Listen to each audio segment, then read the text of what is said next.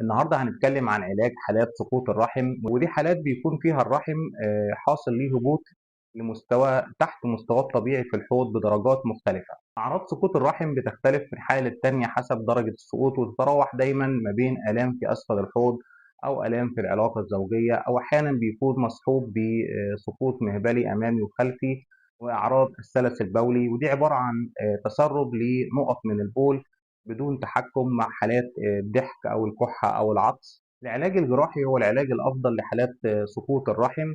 هو ليه عمليات مختلفة ومتعددة، لكن أفضلهم في النتائج وأشهرهم هي عملية الساكرو هيستروبيكسي، أو ما يعرف برفع وتثبيت الرحم في منطقة الفقرات العجزية في الحوض. ولو مصحوب معاه سقوط المهبلي الأمامي أو الخلفي، بيتم طبعا عمل معاه عملية تصليح مهبلي أو ما يعرف بالكلاسيكال ريبير.